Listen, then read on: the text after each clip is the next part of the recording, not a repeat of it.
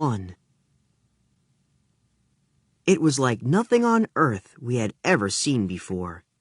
Fred, Sam, and I stood in front of a forest of strange trees and giant ferns. A rocky cliff rose behind us. A volcano smoked ahead of us. But we didn't really notice any of that at first. The first thing we noticed was that the three of us were standing around completely, unbelievably, and absolutely naked. "We lost everything!" yelled Fred. He dove behind the nearest giant fern. "I don't understand it," said Sam. "This never happens in those other time travel books." "So why does it have to happen to us?" asked Fred. "This is totally embarrassing." "We didn't lose everything," I said. "Sam still has his glasses. You've got your hat. And I've got my straw." "That's all you have? A straw?" asked Fred. "Don't tell me you lost the book." "Okay, I won't tell you," I said. "You don't have the book? Oh, man," said Fred. "This time we are really cooked. I knew it wouldn't work. There is no way we are going to find the book here in the Stone Age. We'll be lucky if we find anybody who can even talk." Sam looked around. "So, okay, things don't look so good."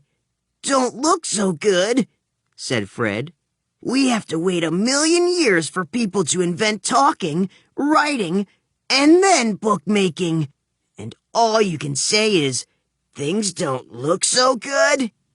"According to my calculations," said Sam, "we've probably landed in the year 40,000 BC. We are completely naked. We have no tools, weapons, or supplies. But we still have one thing." "Goosebumps?" said Fred. "No, you jerk. Knowledge. Brain power. All the learning of modern man," said Sam. He pointed dramatically toward the smoking volcano. "Out there is the prehistoric world. We can still be kings, or at least very popular guys." Fred and I looked out over the grassy plain. "Right now, I'd settle for some underwear and a slice of pizza," said Fred. Sam pretended he didn't hear that last crack. "With our superior brain power, we can recreate modern civilization. Observe." He pulled a giant leaf from a bush. "Pants." He held up a piece of vine. "Belt." He tied the leaf on. "Clothes." Fred and I did the same. We looked pretty ridiculous, but it was a start on civilization. Fred hopped around in his new leaf shorts. "Ugh, ugh, now we learn reading and writing. Skip arithmetic." A strangled screech echoed in the forest. I checked the landscape nervously. "What about running and hiding? It sure would spoil my day to get eaten by a dinosaur." "No, no, no," said Sam. "Brain power. Dinosaurs and cavemen never lived at the same time." Sam adjusted his leaf. "If this is 40,000 BC, dinosaurs have been extinct for 65 million years. Cro-Magnon man, our direct ancestor, should just be replacing Neanderthal man." Sam paused, and at that very second, we heard a terrified human scream. "Aha! Man!" said Sam. But then we heard another sound. It was a roar, a very large roar, the kind that comes from a very large, angry, and hungry animal. "I think it's time for a disappearing act," I said. "You can do that without the book?" asked Sam. "Sure," I said, diving behind the nearest fern. Fred and Sam followed just as a bunch of wild-looking men crashed out of the bushes. They wore raggy skins, had long, scraggly hair, and beards, and were running as fast as they could. "Cavemen," whispered Fred. The tops of the bushes shook, and the animal that was chasing them stuck out its head. "Dinosaur," whispered Fred. "Impossible," said Sam. "Dinosaurs are extinct." The big scaly head turned its beady eyes toward us and roared. We backed against the rock wall. "Why don't you go explain that to him?" I said. "Then maybe he'll go away." The dinosaur looked at us and roared again.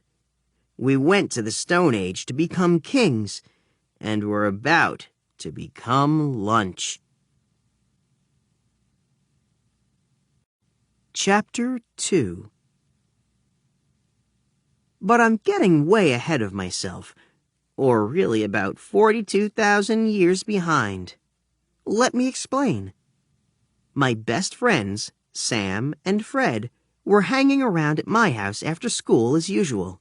We were trying to finish some annoying math homework. Very unusual.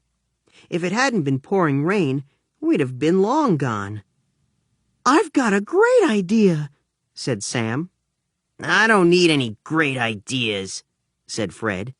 "I need the answer to problem 14.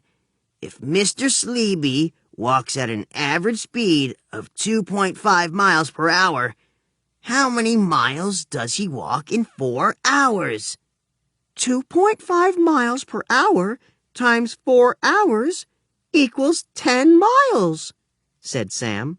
You see, our problem is we've been going about this time travel business all wrong.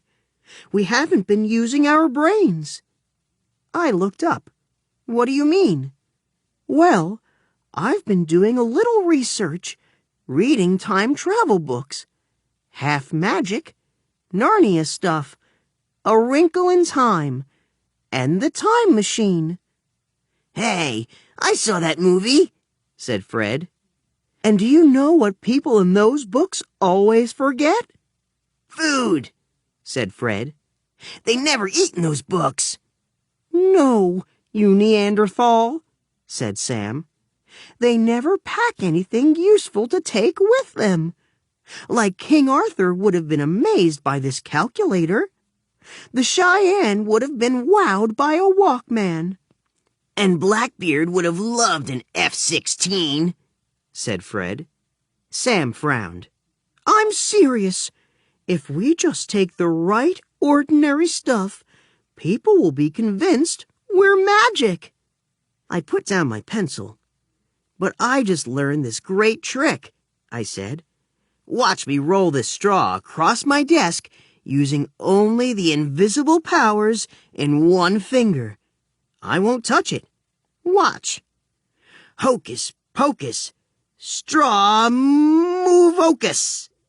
The straw rolled across my desk, with my finger just behind it. That's very magical, said Fred.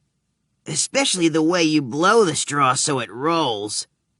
You weren't supposed to see that, I said. I told you to watch my finger. But one detail I haven't exactly figured out, continued Sam, is how to take the book with us so we can get home whenever we want to. You call that a detail? Said Fred.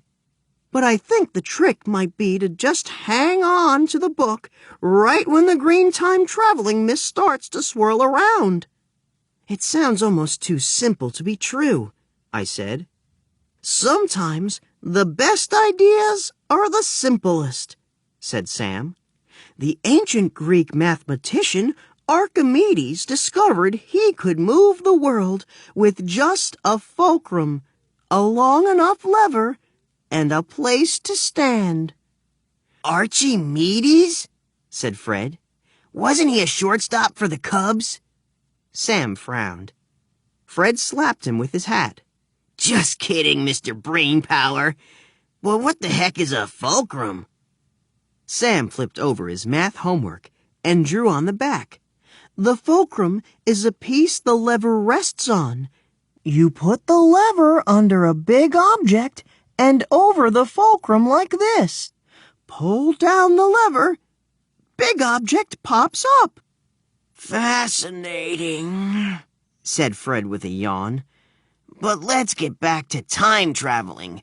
Where do we go next? Ancient Egypt? Outer space? The future? Well, obviously, said Sam, adjusting his glasses. The farther back in time we go, the more impressive our things will be.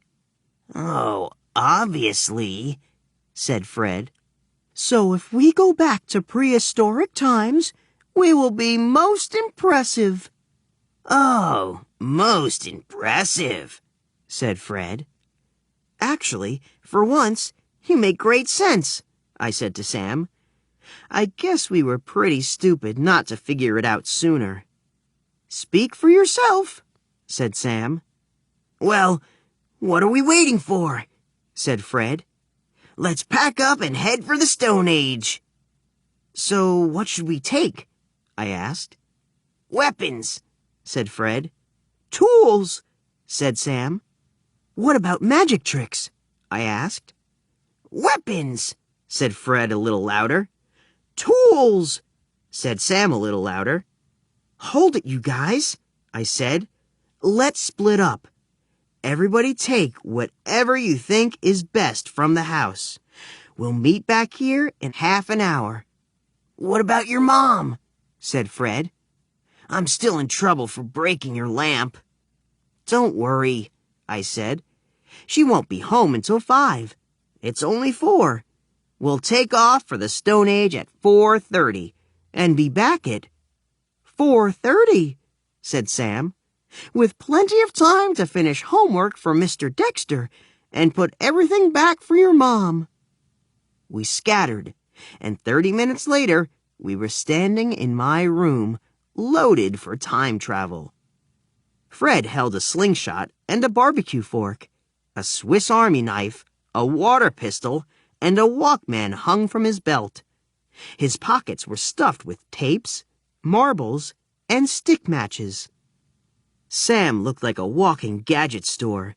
Pens, can openers, potato peelers, scissors, thermometers, buckles, zippers, paper clips, safety pins, hammers, pliers, and a folding saw hung from every available belt loop and pocket. I wore my magician's top hat and filled my pockets with magic rings, my wand, flash paper, coins, scarves, ropes, and juggling balls.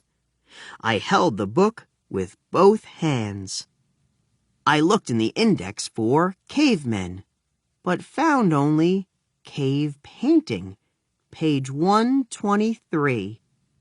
Time warp trio, prepare to meet your ancestors, I said, and flipped the book open to page 123. There was a picture of a cave painting with a spiral of stars, moons, handprints, and 3 stick figures. And right on cue, the green time-traveling mist swirled around our feet. "Hang on to that book," said Sam. "Sam, I have to hand it to you," said Fred. "Most of the time, you are an obnoxious know-it-all." The mist rose to our necks. "But for once in your life, you've come up with a great idea." The mist closed over our heads, and we were gone to the time before time. Chapter 3. The dinosaur roared and shook the branches. "Yeah, Mr. Great Idea, go tell him he's extinct," said